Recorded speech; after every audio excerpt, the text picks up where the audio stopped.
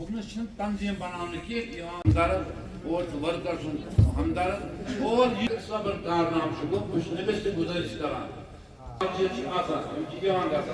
अगर वो बाकी आमुत कुछ चीज वोट अगर तुम वो कांग्रेस बे बनो team Congress Congress party Congress party Congress party senior तमन पज घर पत घर फेरन तमन पज योन योन कत करें अच्छा प्रेसिडेंट किस भी है लज्जन साहब मीर लज्जन साहब थे उनको भी खराज अकीदत पेश करती हूँ और ये कहना चाहूँगी जो सादिक साहब थे जब तक वो यहाँ चीफ मिनिस्टर पहले तो प्राइम मिनिस्टर थे लेकिन जब वो चीफ मिनिस्टर रहे वो मरते दम तक 1971 तक वो हमारे चीफ मिनिस्टर रहे। तो यहाँ जी इसका एहतमाम किया मुझे बड़ी खुशी हुई। बना है सदियों से हमारी रिवायत है उसको जख्म पहुंचाने की।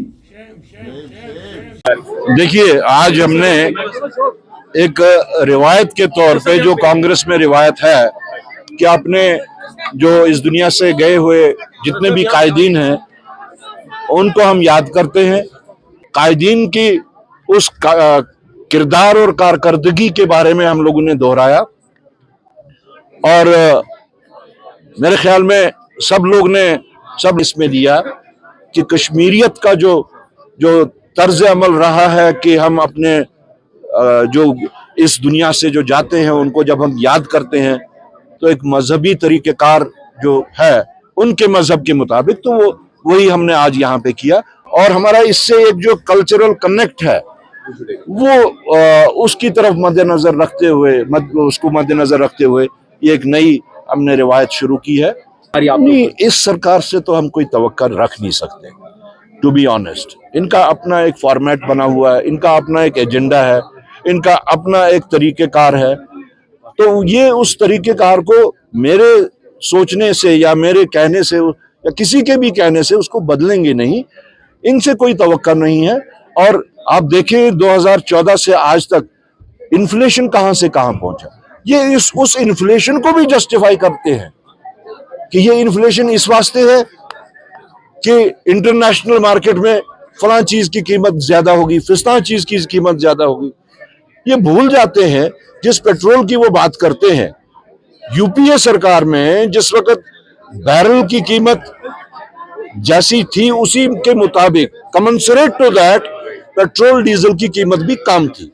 उसके बाद जब ये लोग आए, जब बीजेपी की सरकार बनी तो जो यूपीए के टाइम पे जो बैरल की कीमत थी उससे कम थी, इंटरनेशनल मार्केट में बैरल की कीमत उससे कम हो गई लेकिन पेट्रोल डीजल की कीमत उससे ज्यादा हुई। सर साहब ने जैसे दरबार मुंह की बात कम कही है जम्मू में कि फिर से रिवाइव करेंगे उस चीज को, कैसे देखते हैं? देखिए उमर अब्दुल्ला साहब सरकार के बिना की बुनियाद पे कह रहे हैं on behalf of the government.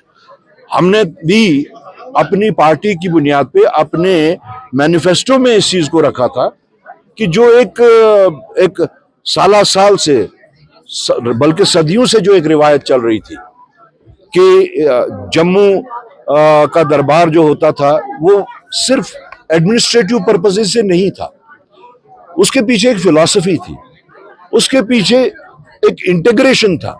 Jammu और कश्मीर के regional integration, cultural integration, even religious integration, then economic integration, वो इंटीग्रेशन अभी तक जारी थी। लेकिन बीजेपी क्योंकि हमेशा हर सोसाइटी को डिवाइड करने की कोशिश करती है, जम्मू कश्मीर को भी उन्होंने हिंदू और मुसलमान के नाम पे जम्मू को हिंदू एरिया डिक्लेयर किया, कश्मीर को मुसलमान एरिया डिक्लेयर किया, बावजूद इसके कि जम्मू में बहुत बड़ी तादाद मुसलमानों की है, बावजूद इसके कि कश्मीर में अच्छी खासी तादाद हिंदुओं की भी है।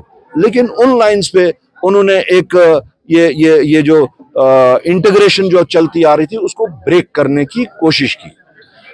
हमारी जो हमारे मैनिफेस्टो में, नेशनल कॉन्फ्रेंस के मैनिफेस्टो में भी था, हमारे मैनिफेस्टो में भी था कि हमें वो रिवायत जो है जिससे हिंदू मुस्लिम सिख इत्तेहाद बढ़े, जिससे वहां का कारोबार और यहाँ का कारोबार बढ़े, जिससे आपसी भाईचारा बढ़े, जिससे integration of all the areas जितने भी हैं सोसाइटियल एरियाज वो बढ़े, उसके वास्ते हम हमेशा से तैयार हैं। हमारी भी यही डिमांड है, हमारी भी यही गुजारिश है कि उसको जल्द से जल्द शुरू किया जाए। देखिए, मैं तो फिर अपनी उसी बात पे पहुंचूंगा जो मैं इलेक्शन से पहले से कहता आया हूं। जब तक हमें स्टेटहुड नहीं मिलेगा तब तक यहाँ पे लोग जो है वो कैजुअलिटी बने हुए हैं। आपको इस चीज का एहसास होना चाहिए। लोग भी समझते हैं इस बात को कि अंडर यूनियन टेरिटरी जो चुनिंदा सरकार होती है, जैसे दिल्ली की आप देख लीजिए, पांडिचेरी की देख लीजिए, आप जितनी भी यूटीज यहाँ पे उनको देख लीजिए, they have limited this powers. और इसीलिए हमने इलेक्शन से पहले से ही इस चीज का इरादा किया था, रीइटरेट अभी भी हम वो कर रहे हैं कि यूनियन टेरिटरी को जब तक जो हमारा हक बनता है, हम किसी से भीख नहीं मांग रही है, ये हमारा हक बनता है। और उस हक तलफी में बराह रास्त बीजेपी का हाथ है कि वो कोशिश कर रहे हैं कि यहाँ पे लोग परेशान रहें। उनका इंटेंशन यही है। वरना अभी तक बिजनेस रूल्स न बनना, कौन सी जवाजियत है इसमें कि बिजनेस रूल नहीं बन सकते? कौन सी जवाजियत है इसमें कि वो इस चीज को ये थ्रैश आउट नहीं कर सकते कि एलजी के पास क्या इख्तियारात होने चाहिए और चुनिंदा सरकार के पास क्या इख्तियार होने चाहिए? मैं इस बात को उनकी बदनीति के साथ जो है वो कह सकता हूं कि उनकी नीयत जम्मू कश्मीर के ऊपर सही नहीं है।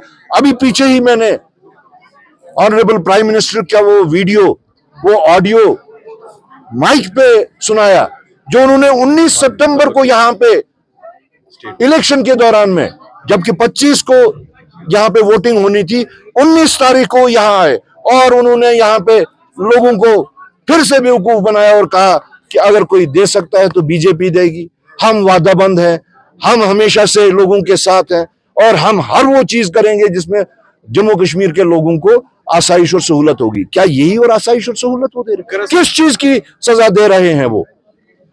ये तो हमारे वास्ते एक, जैसे मैंने पहले कहा था कि इलेक्शंस भी अगर सुप्रीम कोर्ट का हुक्म ना होता तो शायद बीजेपी यहाँ पे इलेक्शंस भी ना करवाती। लेकिन सुप्रीम कोर्ट ने साथ साथ एक और ऑर्डर उनको दिया, एक और डायरेक्शन दी कि स्टेटहुड एट द अर्लीस्ट होना चाहिए। अगर अपने कहे का, अगर अपने जो आप ये रिटॉरिक्स करते हैं उसका अगर आपको कोई एहतराम नहीं है, कम से कम सुप्रीम कोर्ट की डायरेक्शन का तो एहतराम कीजिए।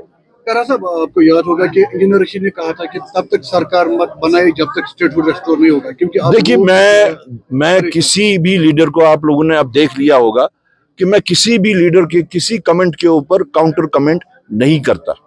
जी sir, as we have seen that जिस तरीके से उमर साहब जो है वो बाहर कई सारे मिनिस्टर्स से मिले और कमिटमेंट्स भी कई सारी हुई, प्राइम मिनिस्टर ने खुद कहा कि we are ready to support them, but unfortunately हम देख रहे हैं कि पावर क्राइसिस काफी ज्यादा है, खाने पीने की भी फूड के क्राइसिस बहुत ज्यादा है। एज मैनिफेस्टोज में भी ये सारी चीजें, देखिए, मैं फिर घूम फिर के उसी स्टेटहुड पे आता हूँ जी। मुझे बताइए, आज के दिन में पावर जनरेशन किसके हाथ में है? Whether it is with LG और it is with the chief minister, nobody knows. उसकी डिस्ट्रीब्यूशन किसके हाथ में है? आप उन ऑफिसर से बात कीजिए कि आप किसके अंडर हैं। Even they would not be able to tell you कि whether we are reporting to LG और we are reporting to chief minister और द इलेक्टेड गवर्नमेंट।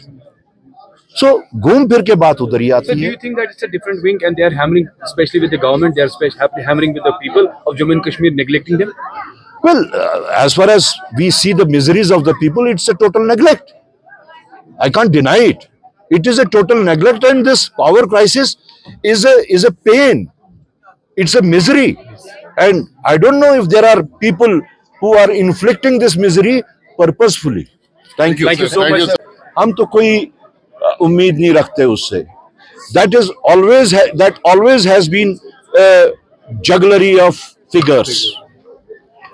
आप अगर देखेंगे, I have been the finance minister, मुझे मौका मिला फाइनेंस को डील करने का। कुछ छोटी मोटी बातें हम भी जानते हैं, बाहर तो बड़े तजुर्बेकार लोग हैं, लेकिन अपने तजुर्बे के मुताबिक मैंने जिस वक्त उसमें डिटेल्स में मैंने उसमें खोज की तो वो हमेशा जगलरी ऑफ फिगर्स ही लगा वो। और उसके अलावा जो पिछले आप बजट देखें, जितने भी सोशल कनेक्ट जो होना चाहिए जिन डिपार्टमेंट्स का है, जैसे हेल्थ है, एजुकेशन है, उन सब का बजट रोज बरोज कम होता जा रहा है। अगर आप देखें फिगर्स को, आप पिछले फिगर्स को और इस फिगर्स को देखें, तो सोशल सर्विसेज के ऊपर हमारा उतना ध्यान नहीं है। हमारी जगलरी ऑफ फिगर्स जो है वो शायद जो अंडर द कारपेट कुछ कार्रवाइयां जो वहां पे चल रही हैं उसको कवर अप करने के वास्ते वो फिगर्स, प्रोजेक्टेड फिगर्स जो हैं वो सही नहीं होती हैं।